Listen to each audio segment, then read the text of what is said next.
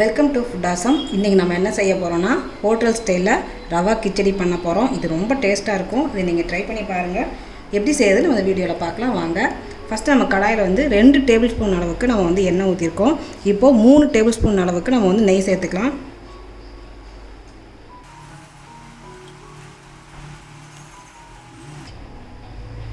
நம்ம நெய் நிறையா சேர்த்தா தான் நல்லா டேஸ்ட்டாக இருக்கும். உங்களுக்கு அந்த ஹோட்டல் ஸ்டைலில் உங்களுக்கு கிடைக்கும். இப்போ நம்ம 3 டேபிள் ஸ்பூன் அளவுக்கு நம்ம நெய் சேர்த்துட்டோம். இப்போ நல்லா காயட்டும்.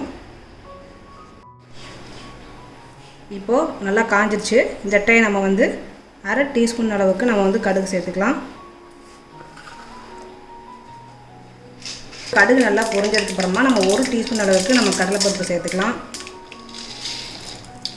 அதே 1 டீஸ்பூன் அளவுக்கு நம்ம உளுந்து சேர்த்துக்கலாம்.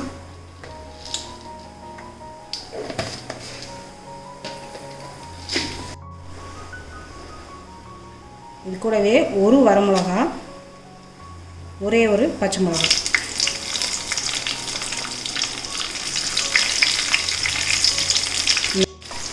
இப்போது இந்த கடலைப்பருப்பும் உளுந்தம்பருப்பும் நல்லா அந்த வாசனை வர வரைக்கும் இந்த நெய்யில் நம்ம நல்லா வதக்கிடலாம்.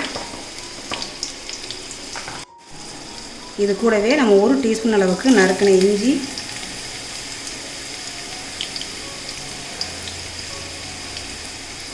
ஒரு 10 அளவுக்கு முந்திரி பருப்பு,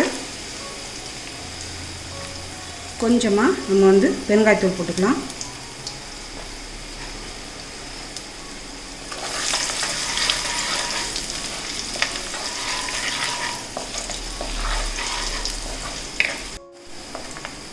இப்போது எல்லாம் போட்டதுக்கப்புறமா நம்ம ஒரு மீடியம் சைஸ் பெரிய வெங்காயம் கட் பண்ணி போட்டுக்கலாம்.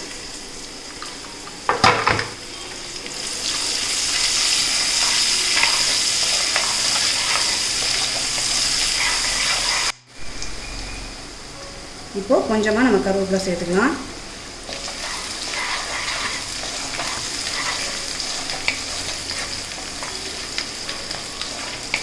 வெங்காயம் இந்த பச்சை வாசனை போகிற வரைக்கும் வதக்கினா போதும்.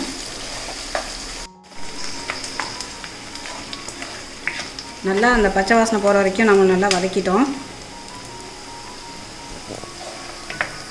இப்போது நம்ம கிச்சடிக்கு தேவையான தண்ணி நம்ம சூடு பண்ணிக்கலாம். ஏன்னா கிச்சடிக்கு நம்ம சூடான தண்ணி ஊற்றினோம்னா உங்களுக்கு ரவை சீக்கிரம் வேகும், காயும் நல்லா வெந்திருக்கும் உங்களுக்கு. அதனால் நான் 1 கப் ரவைக்கு 4 கப்பு தண்ணி நான் எடுத்துருக்கேன். இது நல்லா கொதிக்கட்டும். இப்போது நல்லா வெங்காயம் வதங்கிடுச்சு. இந்த டைமில் நம்ம ஒரு தக்காளி, மீடியம் சைஸ் தக்காளி கட் பண்ணி போட்டுக்கலாம்.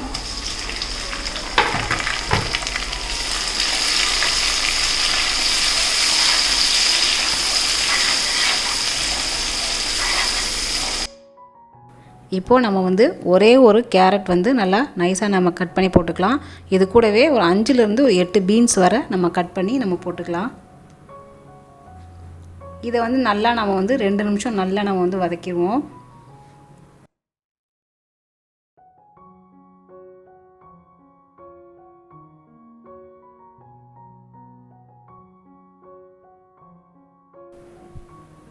இப்போது 2 நிமிஷம் நல்லா வதங்கியாச்சு. இந்த டைம் நம்ம 3/4 டீஸ்பூன் அளவுக்கு நம்ம மஞ்சள் தூள் போட்டுக்கலாம். ஏன்னா நம்ம மஞ்சள் தூள் கொஞ்சம் அதிகமாக போட்டால் தான் அந்த கலர் நமக்கு கிடைக்கும்.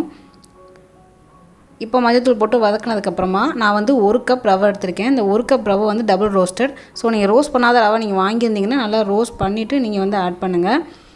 இப்போ நான் டபுள் ரோஸ்டட் ரவை ஆட் பண்ணுறதுனால நான் டேரெக்டாக கடாயில் போட்டு நல்லா நான் அந்த காயெல்லாம் மிக்ஸ் ஆகிற அளவுக்கு நல்லா இதையுமே ஒரு 2 நிமிஷம் நல்லா நம்ம வதக்கிடுவோம். அந்த ஹீட்டு ரவையில் நல்லா ஏறணும்.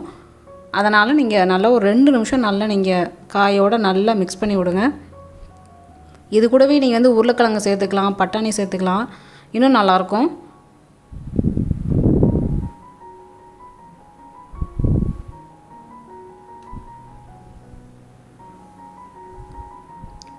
இப்போ நம்ம இந்த ரவையை நம்ம கிண்டும் போதே 1 டீஸ்பூன் அளவுக்கு நம்ம நெய் ஊற்றி கிண்டுவோம். அப்போ தான் உங்களுக்கு கிச்சடி நல்லா சாஃப்டாக இருக்கும் உங்களுக்கு. இப்போ தண்ணி நல்லா கொதிக்குது. இந்த தண்ணியை நம்ம ரவையில் அந்த மிக்ஸில் ஆட் பண்ணிடலாம்.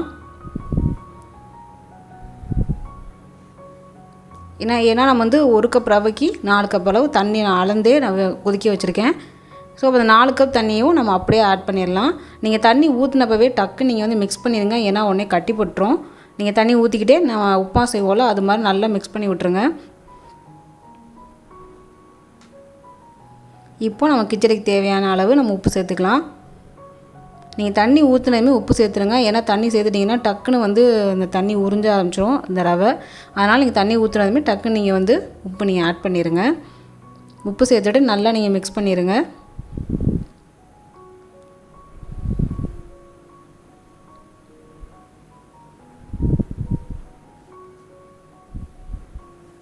இப்போ பாருங்கள், நீங்கள் இந்த தண்ணி ஊற்றினதுக்கப்புறமா நீங்கள் சிம்மில் வச்சிடணும். ஏன்னா அந்த தண்ணியெல்லாம் நல்லா உறிஞ்ச ரவை. அதனால் நீங்கள் வந்து மூடி வச்சு ஒரு 3லேருந்து 5 நிமிஷம் அப்படியே நீங்கள் சிம்மில் வச்சுருங்க. தண்ணியெல்லாம் நல்லா உறிஞ்சிற வரைக்கும். இப்போ பாருங்கள், தண்ணி நல்லா உறிஞ்சி நல்லா கெட்டியாக நல்லா சாஃப்டாக வந்திருக்கு பாருங்கள்.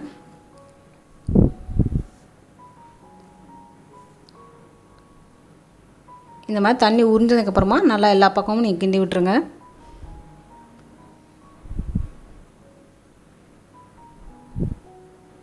இப்போ நமக்கு சூப்பரான சுவையான ஹோட்டல் ஸ்டைல் ரவா கிச்சடி தயாராகிருச்சு. இதை நீங்கள் ட்ரை பண்ணி பாருங்கள். செஞ்சு பார்த்துட்டு எனக்கு கமெண்ட் பண்ணுங்கள். இந்த வீடியோ பிடிச்சிருந்ததுன்னா உங்கள் ஃப்ரெண்ட்ஸுக்கு நீங்கள் ஷேர் பண்ணுங்கள், லைக் பண்ணுங்கள். நன்றி.